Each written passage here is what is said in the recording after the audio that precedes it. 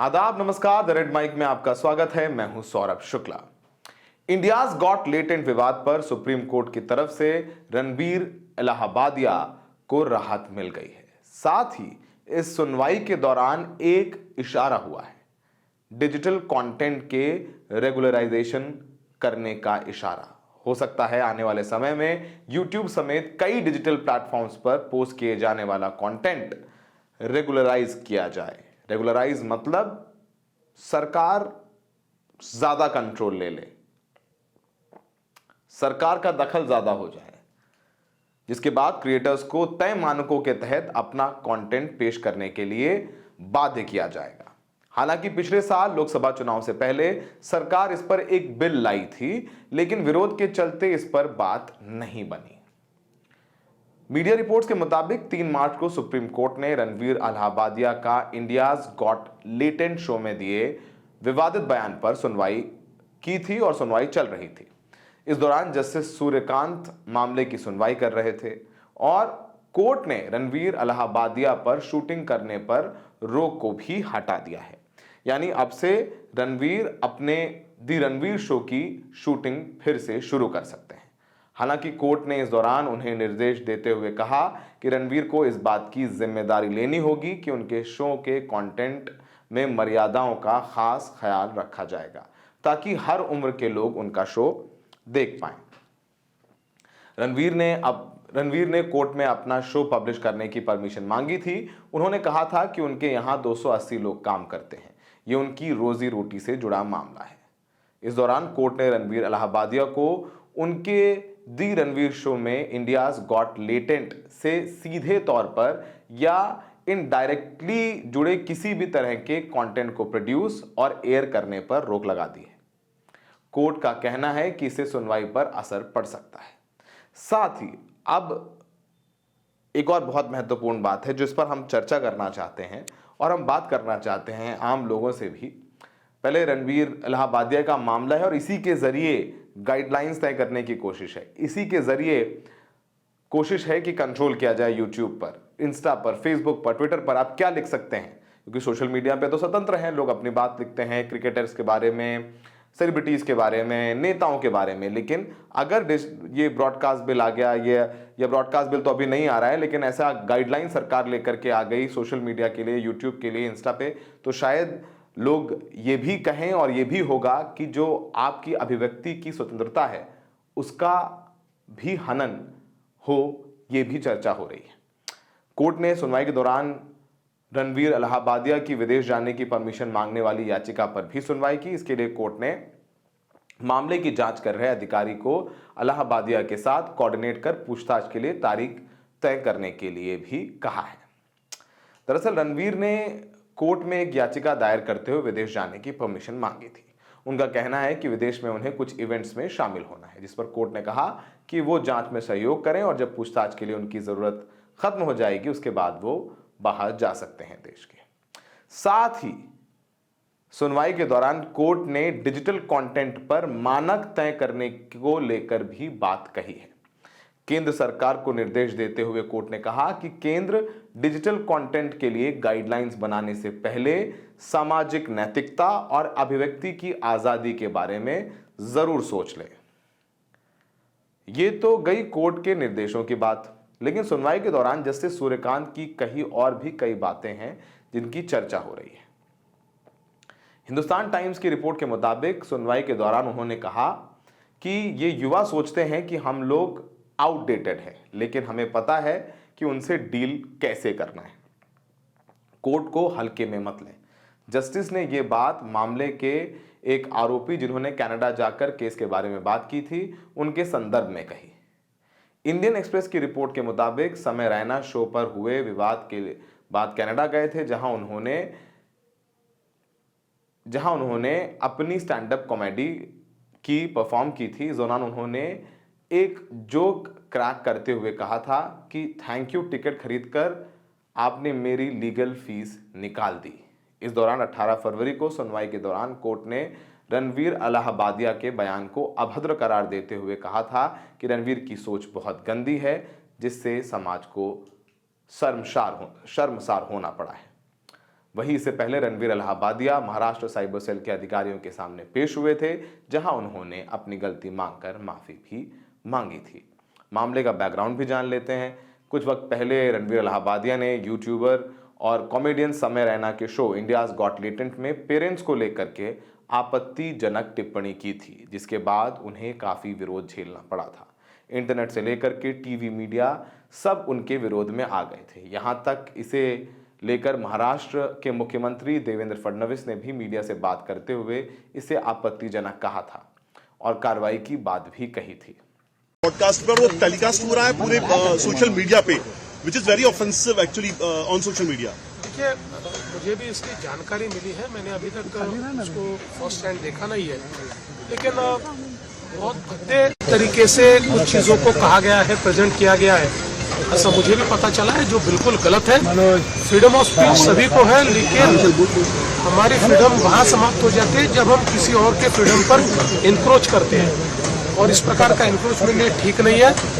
मुझे ऐसा लगता है कि अभिव्यक्ति इसकी भी कोई मर्यादाएं है।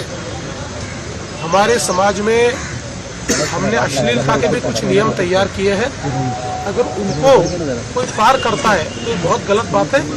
अगर ऐसी कोई बात होती है तो उसके ऊपर कार्रवाई होनी चाहिए।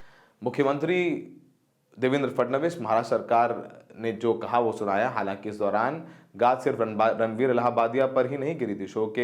शो में मौजूद आशीष चंचलानी, अपूर्वा मुखेजा समेत सभी गेस्ट को थाने में पेश होना पड़ा था।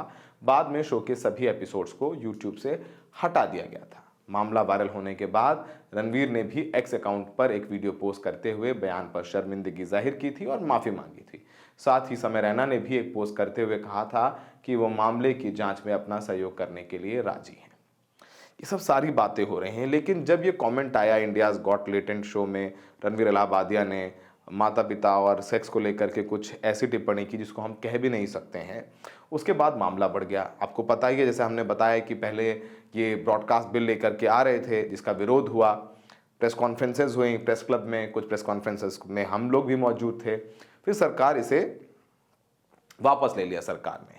लेकिन अब जब समय रैना और रणवीर इलाहाबादिया जैसे लोग, जो स्वतंत्रता की आज़ादी मिली है, बोलने की आज़ादी मिली है, उसका दुरुपयोग कर लेते हैं, जब उसका वो दुरुपयोग कर लेते हैं, इसको लेकर के भी हम चर्चा कर सकते हैं, तो असर आता है बाकी लोगों पर जो ऐसा कंटेंट बना रहे हैं या खबरें कर रहे हैं, उन प्लेटफॉर्म्स पर एक्सपोज कर रहे हैं सरकार को, तमाम दूसरे और लोगों को जिनको सरकार प्रोटेक्ट करती आई है। रणवीर इलाहाबादिया जैसे लोगों की वजह से अब ऐसे लोगों को भी डर हो गया है कि कहीं ना कहीं सरकार गाइडलाइंस बनाएगी तो अपना दखल बढ़ाएगी और फिर हमें कंट्रोल करेगी। मंशा भी यही है। अब सरकार के पास सुप्रीम कोर्ट का सहारा भी है। सरकार कह सकती है कि रणवीर इलाहाबादिया वाले मामले में तो सुप्रीम कोर्ट ने कहा था, सुप्रीम कोर्ट के कहने पर हम ये गाइडलाइंस बना रहे हैं, तो अब आप मत रोइए, अब मत कहिए, आपको जो कहना है सुप्रीम कोर्ट में जाइए, कहिए जा करके, फिर सुप्रीम कोर्ट में पिटीशन लगेगी। बहुत सारी बातें हैं। वैसे रणवीर इलाहाबादिया की टिप्पणी बेहद घटिया थी, लेकिन हम भी देखते हैं कि इस देश में राम रहीम जैसे लोग हैं जो कि रेप के मामले में दोषी करार दिए गए हैं, हत्या के मामले में दोषी करार दिए गए हैं, उनको पैरोल मिलती रहती है, वो घूमते रहते हैं, उनको वीवीआईपी सुविधाएं मिलती हैं, वो कीर्तन कर रहे हैं, भजन कर रहे हैं, मिल रहे हैं, वो सब कुछ हो जाता है। तो यहाँ पर भी यूट्यूब पे कंटेंट था, माफ़ी मांगी गई, बहुत ज़्यादा क्रूर होने की भी कहा जा रहा है कि बहुत ज़्यादा क्रूरता दिखा दी गई।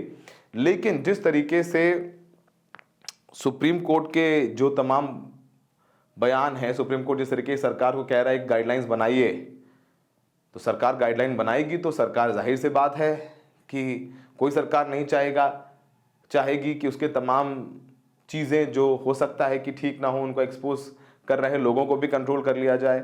बहुत सारी बातें हैं, ये पेंडोरा बॉक्स खुल गया है। इसको लेकर के कुछ दिन पहले हमारे शो में वरिष्ठ वकील ने क्या कहा था, उनको सुनवा देते हैं आपको। ब्रॉडकास्टिंग बिल जो था, रेगुलेशन बिल, वो लाया जा रहा था बिल्कुल चुनावों से पहले। 2 जनरल इलेक्शन हुए और उसमें एक कंसल्टेशन करी गई जिसमें यह कहा जा रहा था कि जो ऑनलाइन डिजिटल न्यूज पब्लिशर्स हैं जैसे रेड माइक है, उनपे एक फॉर्म ऑफ रेगुलेशन लगेगी जिसमें उन्हें लाइसेंसिंग करनी पड़ेगी, उन्हें रजिस्ट्रेशन करनी पड़ेगी।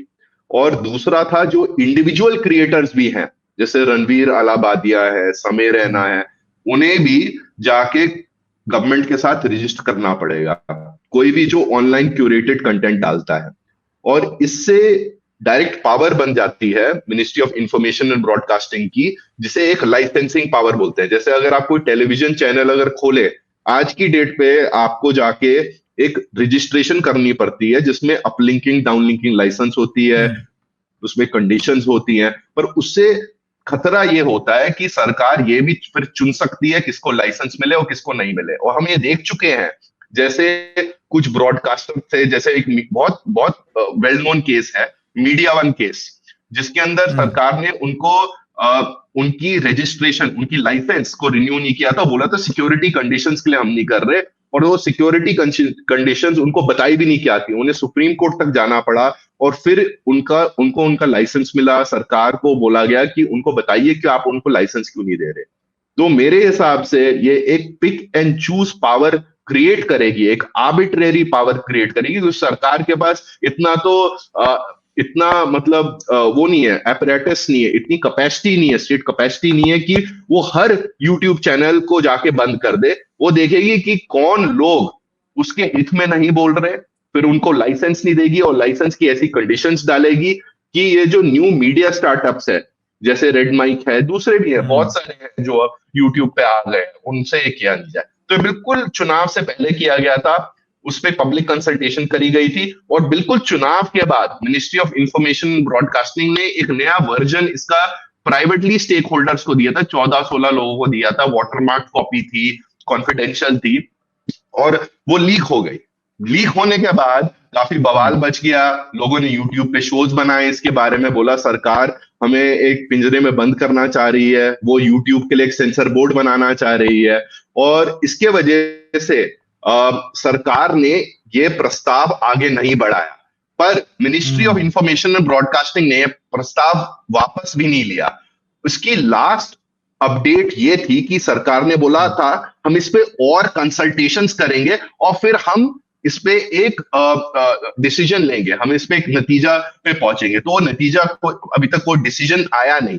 और अब आप देखिए, ये पूरी ब्रॉडकास्टिंग बिल की पूरी प्रक्रिया अभी भी किसी ना किसी तरीके से चल रही है, और अब उसके लिए पूरा एक जैसे मैं बोल रहा था, एक पूरा इन्वायरमेंट बन गया है कि अब लोग खुद बोलेंगे, अब क्रिएटर खुद बोलेंगे कि हमारे अगेंस्ट, जैसे तांडव में आपने एफआईआर डाली थी, हमारे अगेंस्ट एफआईआर हो रही हैं, हमें थाने जाना पड़ रहा है, हम बाहर ट्रैवल नहीं कर सकते, पासपोर्ट डालना पड़ रहा है, आप हमें रेगुलेट करिए, आपके लाइसेंस हम मंजूर करते हैं और हम वही वीडियो बनाएंगे जो आप बोलेंगे, और अगर आपको कुछ बुरा लगेगा आप हमें बता देना, हम वो ऐसे वीडियो नहीं बनाएंगे और अपने चैनल से हटा देंगे। बस आप एक क्रिमिनल कार्रवाई, एक पुलिस की कार्रवाई शुरू मत करना।